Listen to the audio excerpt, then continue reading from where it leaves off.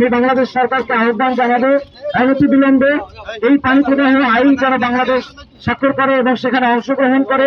বর্ষাকালে যেভাবে পানি ছেড়ে দিয়ে আমাদেরকে বন্যায় ডুবিয়ে মারে, তারা এই যে তাদের যে প্রচেষ্টা, এটা থেকে তারা যেন বেরিয়ে আসে। তারা আন্তর্জাতিক আদালতে ভারত কর্তৃক ক্ষতির পরিমাণ চিহ্নিত করে ক্ষতিপূরণ চাই। এই নদীর বাংলাদেশের যে অধিকারটা আছে সে অধিকার নিশ্চিত করতে হবে। বাংলাদেশ তিস্তা অংশে যে ন্যায্য পানি পাবার কথা, সেই অভিন্ন নদীতে সেই ন্যায্য পানির অংশটুকু পাবে। আমরা আজকে এখানে মানববন্ধনে দাঁড়িয়েছি, আমরা আন্তর্জাতিক পানি প্রবাহ আইনের কথা বলছি। সেই আন্তর্জাতিক পানি প্রবাহ আইনে 7টি পর্বে মোট 37টি আইন রয়েছে,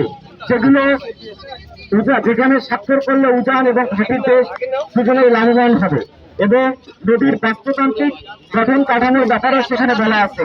আমি বাংলাদেশ সরকারকে আহ্বান জানাবো অনতি বিলম্বে এই পানি প্রবাহ আইন যেন বাংলাদেশ স্বাক্ষর করে এবং সেখানে অংশগ্রহণ করে। যদি আলোচনার টেবিলে বসে এই নদীর ন্যায্য হিস্সা, পানির ন্যায্য হিস্সা যদি আদায় করা সম্ভব না হয়, তাহলে দ্রুততম সময়ের মধ্যে আন্তর্জাতিক আদালতে গিয়ে এই নদীর বাংলাদেশের যে অধিকারটা আছে সে অধিকার নিশ্চিত করতে হবে। বাংলাদেশের যদি পররাষ্ট্র নীতিতে যে কোনো রকম ত্রুটি থাকে, নতজানু পররাষ্ট্র নীতির আলোকে যেন এই তিস্তা নদী এবং একই সাথে বাংলাদেশের কোনো অধিকার প্রভাবিত না হয়, সেই দাবি আমরা জানাই। তারা এই যে অভিন্ন নদী, এই তিস্তা নদী সহ বাংলাদেশের যতগুলো অভিন্ন নদী আছে, এই নদীগুলোর পানি বন্টনের ব্যাপারে তারা আমাদের সাথে শত্রুর মতো আচরণ করে।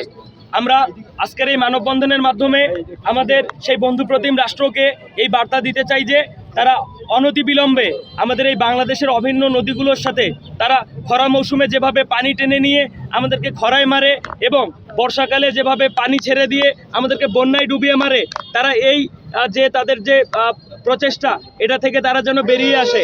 এবং বরাবরই প্রত্যেকবার আমরা বারংবার দেখেছি ভারতের কেন্দ্রীয় সরকার তারা যখন বাংলাদেশ সরকারের সাথে চুক্তি করতে আসে, তখন পশ্চিমবঙ্গ সরকারকে তারা একটা ঢাল হিসাবে ব্যবহার করে সেই চুক্তিকে তারা বারবার বানচাল করার চেষ্টা করে।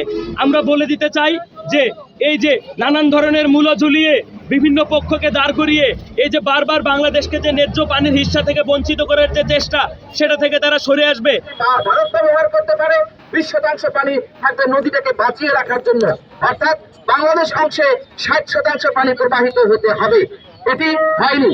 2014 সাল থেকে যে ভয়াবহ ক্ষতি হয়েছে, আমরা একই সাথে বলতে চাই আন্তর্জাতিক আদালতে কেবল প্রতিকার চাওয়া নয়, এই ক্ষতিপূরণেরও আমরা দাবি করছি। আমরা বাংলাদেশ সরকারের কাছে আবেদন জানাই, তারা আন্তর্জাতিক আদালতে ভারত কর্তৃক ক্ষতির পরিমাণ চিহ্নিত করে ক্ষতিপূরণ চাই। আমরা তার পানি প্রত্যাহার বন্ধ করবার দাবি জানাই।